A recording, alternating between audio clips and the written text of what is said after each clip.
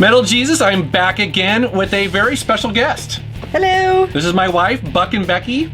Otherwise known as Mrs. Metal Jesus. Yes, yes. And you are here for a very special reason because we're going to be reviewing Leisure Suit Larry 7, Love for Sale. And you have a history with this game. I do have a history with Larry. My manager at the time, I was in the adventure queue at Sierra, and we would from time to time be able to beta test certain games. So he specifically assigned me Leisure Suit Larry 7, in his words, because I was the most worldly at the time and would probably get most of the jokes and enjoy the game the most. So I got to play it, and it was really a lot of fun to play. I really enjoyed it. Yeah, so she's going to talk about her experience playing that game and beta testing it, getting to see it before anybody else did. But yeah. I've been wanting to do this review for quite a while because I feel like the Leisure Suit Larry games are a little bit misunderstood, and so... And they still have quite a big cult following in the genre. So. Yeah, so I think this is going to be really fun. Let's take a look.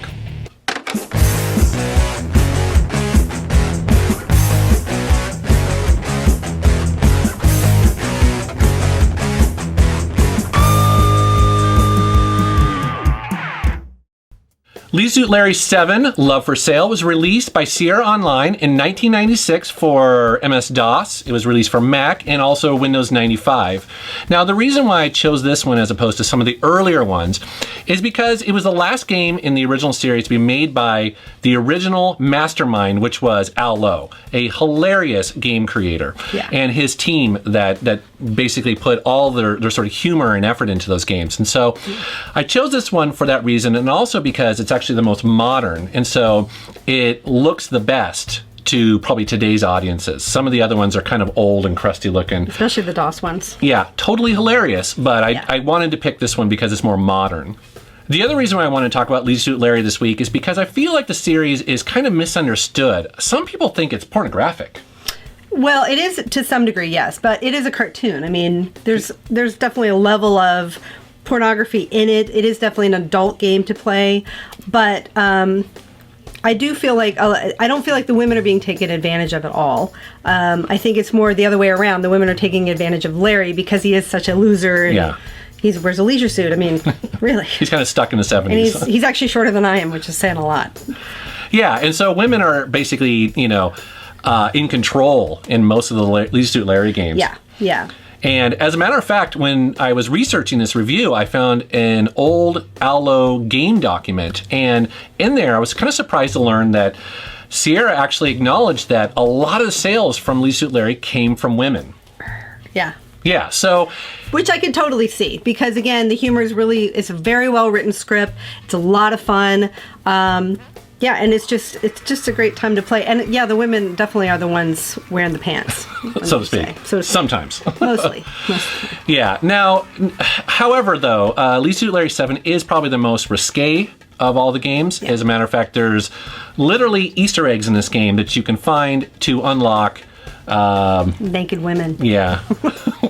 So if you find the Easter eggs prior to prior to talking to the women, and then you go to enter the quest for each woman, there's a chance you can see her nude. Yeah. So I won't be showing any of that, unfortunately. No. But you can get the game and do it yourself. There you go. Leisure Suit Larry 7 is a traditional point-and-click Sierra adventure game. They made a bunch of these in the mid-90s, and they really perfected the style. And so this game follows that very closely. And for those that don't know, in adventure games, you use the mouse to search on the screen for either items or things that would advance the plot. Sometimes in your inventory, you would combine items, and ultimately you're trying to solve a puzzle that will forward the story. Now, story in this game is pretty typical of a lot of the Leisure Suit Larry games in that it starts with him getting dumped. As a matter of fact, he's getting dumped by the girl from the previous game right off the bat. There's this hilarious scene where the lights are off. They come on, and he's tied to the bed, and the girl's leaving him. She's taking all his dough. She's out of here. And she basically gives him a cigarette. He doesn't smoke, spits it out, and starts a fire. The guy leaps off the balcony and has had it. And so he basically just wants to take a cruise and just kind of start over in life and forget about things for a while. Now, wouldn't you know it that Larry happened to pick the one cruise ship that is just packed full of hot, mostly naked women. And the hottest of them all is actually Captain Thygh. Captain Thygh runs a weekly contest, and she gives out scorecards, and whoever gets the highest score in all the different events, you basically win an extra week with her in her cabin of love. And so Larry's like, yeah, baby. The problem is, Larry's kind of an idiot. I mean, he's not really talented at anything except for maybe disco dancing. And so he's going to need some help.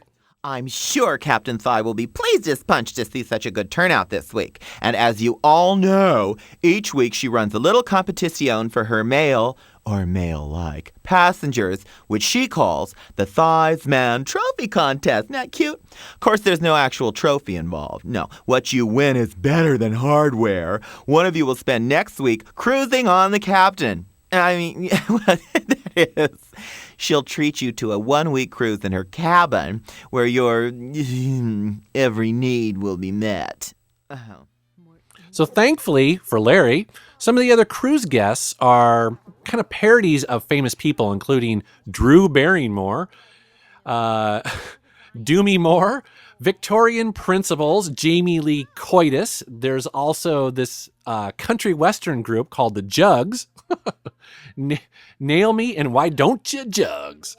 And then also Annette Boning. I mean, it's just you want to groan when you meet those people, but it's still pretty funny. Waiter! A waiter! Hey there, beautiful. What can I do for you? I want a gigantic erection. Looks like your little buddy there's got you covered, huh? What? I said bring me a gigantic erection. Well, okay, baby. I'm your man. Well, where is it? I'm working on it. You mind moving that computer? Look, I want a mixed drink, a cocktail. You know, lime juice, 151 proof rum, vodka, triple sec mayonnaise with a hollowed out frozen banana to suck through. You know, a gigantic erection. Okay, but it'll take a while, you know.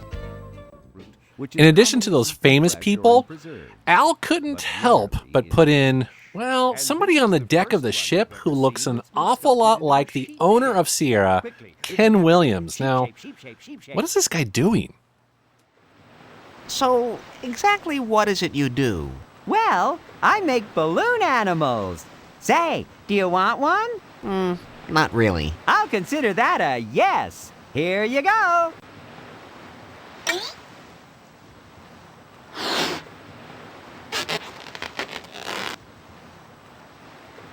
Look, it's Hootie the Owl. But that doesn't look like that. Well, it does to me. Yeah, well, you can keep it, okay?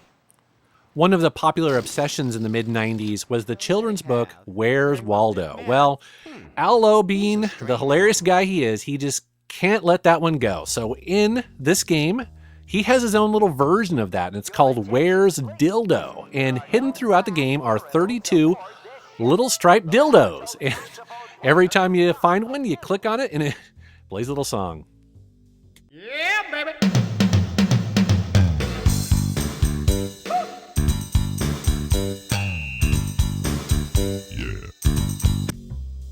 All right, now in typical Al Lowe fashion, this game came with a really funny perk, and that is the Cyber Sniff 2000.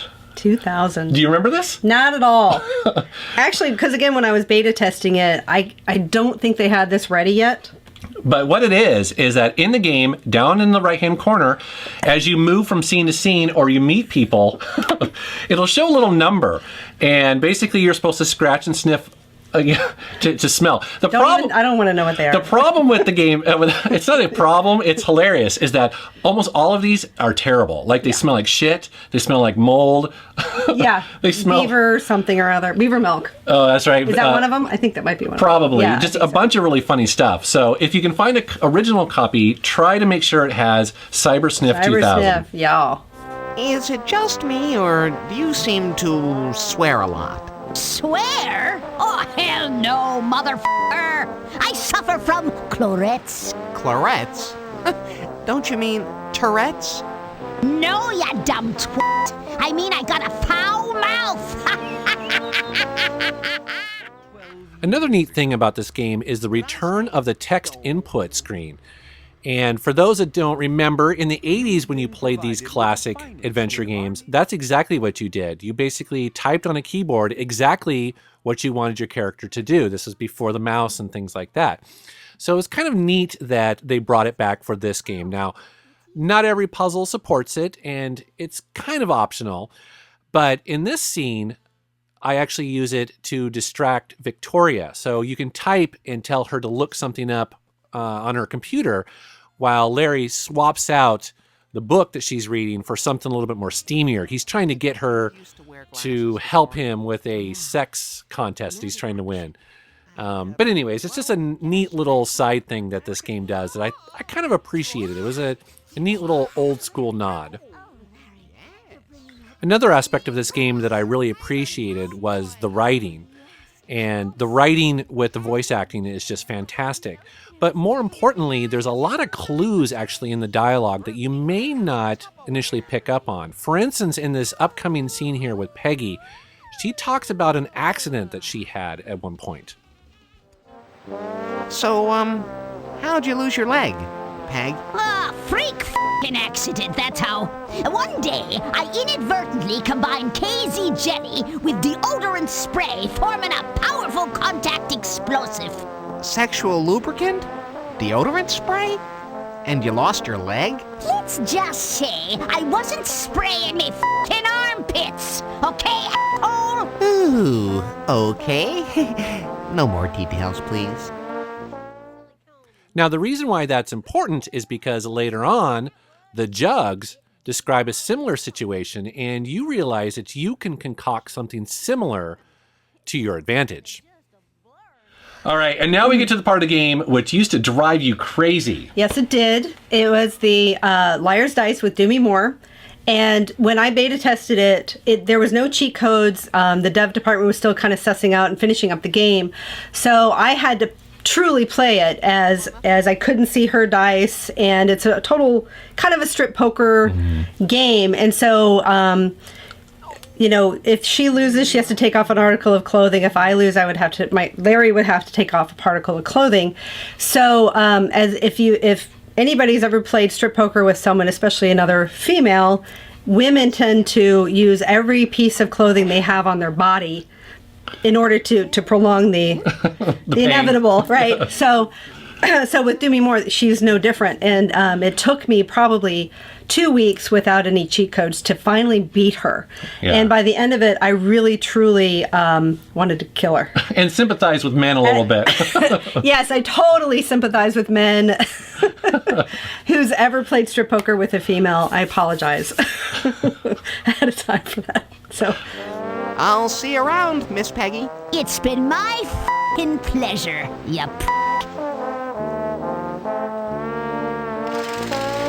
Your attention, please. So that's our review of Lee Suit Larry 7. I had a blast playing this game.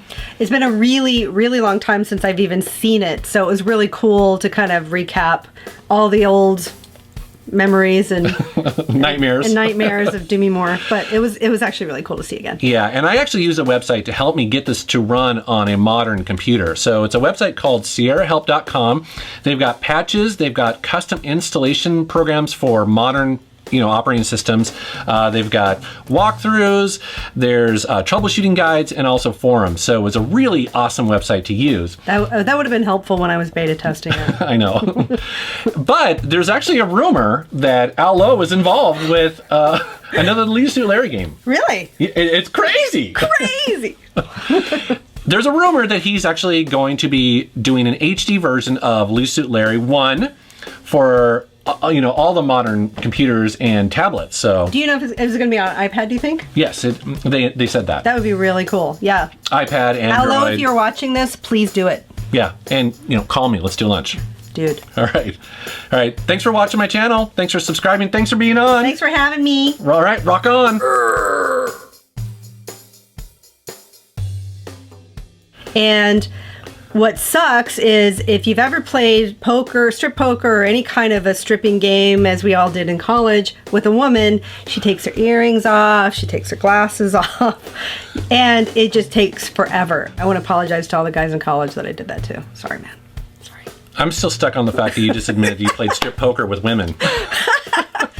Well, virtually. I mean, I played Dewmi Moore. I plead the fifth. I don't even remember if I played. Right. You just needed the money. Maybe. Yeah, you probably did. It was college. All right. Well, that's our review of Leisure Suit Larry 7. I had a blast playing this old game. It'd been forever. Really? Yeah, forever. Since I played the game. I don't know what you're thinking of. It just came out. I'm like, really? Really cool site to get these games to work. It included patches. You're pointing. I'm pointing down at the. Okay. We just played Leisure Suit Larry. So I don't know what you're doing here. Sorry. You're never going to have me on again, are you? No. No. Okay. This is it.